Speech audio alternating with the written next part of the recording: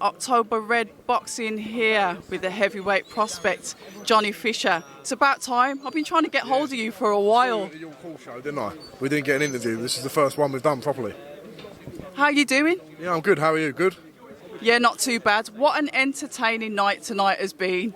Brilliant, brilliant. I mean, I was thinking back to the end of round 4, I think it was, when they just completely threw the kitchen sink at each other, and just a privilege to watch that fight. Unbelievable heavyweight fight. Joe Parker said that it wasn't going to go 12, that he was going to come in. There was going to be that spike, that switch that was flipped in him. Would you say that you saw that tonight? Yeah, I think he dominated from the beginning with holding the centre of the ring. I would just like to see that little bit more of a killer instinct when he did have his man hurt and Chisora was inviting him in the corner. Maybe that threw him off a little bit. He was a bit tentative, thinking, why is he backing in the corner? But sometimes I just think you just got to let your hands go. When you've got someone hurt, you've knocked them down, just go for it. I would have liked to have seen that, but nonetheless, a great performance from Joseph Parker. Would you say then that was definitely the fight of the night? Fight of the night. I liked Lerone Richards as well, his performance, because Gongora, he made Gongora's an Olympian. I think a 2-time Olympian, and he showed his world-class capabilities in that fight. He's ready for world level, I think. Lerone Richards came into that fight as the underdog as well. Gongora was back to win. Like you said, the pedigree that he's got, the high ratio of wins he's got compared to Lerone. Lerone went in there and really showed some boxing finesse. He did. He done it in his last fight as well to get the European title, and he stepped up a level and showed them boxing skills again. Like I said, boxing is not all about getting knockouts and smashing people. There's a time and place for that, and there's a market for that. But the purists of boxing would like to look at Lerone Richards and say that's skill, and people want to still watch that as well, because boxing's about both different things. Absolutely, and sometimes we can get carried away with the wars, just like we did when we saw Chisora and Parker going back and forth, the crowds, the oohs, the ahs. It was absolutely amazing. But looking back at that fight, do you think that they should have probably stopped it? The ref was very close to stopping it, and then Chisora just threw a 3 or 4 punch combination, but there could have been an argument to stop it. But I suppose Chisora's got through the 12 rounds, is a proud man, and it's a good achievement for him to do that, because he was taking a beating at some points in there. And you, as a fellow heavyweight, you understand the risks going into fights like these. Chisora was taking some big blows. He was giving Parker some as well. I mean, as a heavyweight, when you're watching that, you're pushing through the ranks now. You're going to start to stand toe-to-toe with that type of competition. How does that make you feel?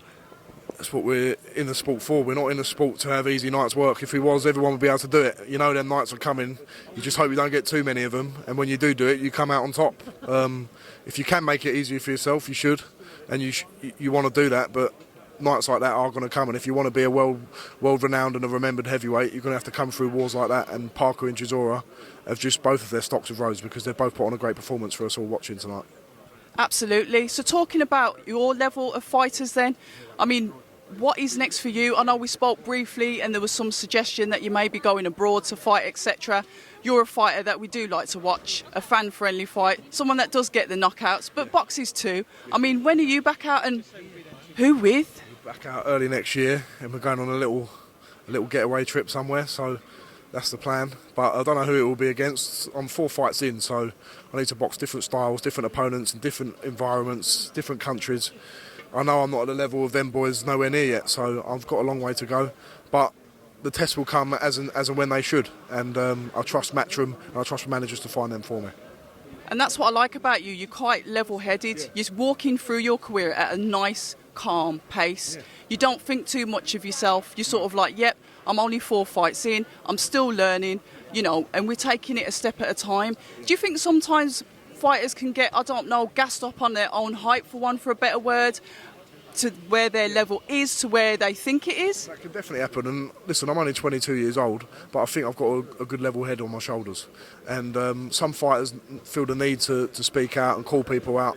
I'm lucky and fortunate to be in a position where I've got a good support base and people around me. I can progress at the pace that I need to progress at, and I can take risks when I need to take them and take the tests at the right time. So I've just got to keep going and keep trusting the people around me, and it will all fall into place as it's meant to, and I'll get as far as I'm meant to go. And in your division then, say between the, I don't know, let's say 3 and 10 fights, Who's an opponent in there that you would like to go against, that you would say, you know what, I think I'd have a good match with that one? Christopher Lovejoy. Christopher Lovejoy is the guy I want. 20 knockouts and in 20 fights on his record, but we've had a bit of back and forth on social media. I think that's a good fight, me and Christopher Lovejoy. But I don't know how good he is. No one really knows what he's really like. But he's an entertaining character, and I think it would be good for the fans. And I'm all about making it friendly for the supporters. And all my supporters always ask me, when you fighting that big Yank from America? So that's what I'm going to do. I like that. It's interesting. Let's just make sure when he does come over this time, he's allowed to be here and all his contracts are sealed, because the last thing, I remember the Dave Allen scenario, and that wasn't good at all. No, it wasn't. But I do, there's something weird about him that I do like, and I do have an admiration for him, because he's just, he makes me laugh, and I can't help that. And I think it'd be an entertaining fight for my supporters, and I'm here to box not only for me but for my supporters. So that's what I want to do. I like that. Anyway, Johnny Fisher, thank you so much for your time at October Red Boxing. Until the next time. Appreciate it. Thank you very much for talking to me. Hi, and thank you for watching October Red Boxing. Like, subscribe, and tap the bell for notifications. You can also find us on Instagram at October Red Boxing and on Twitter, October Red UK. And remember, at October Red, we stay ready.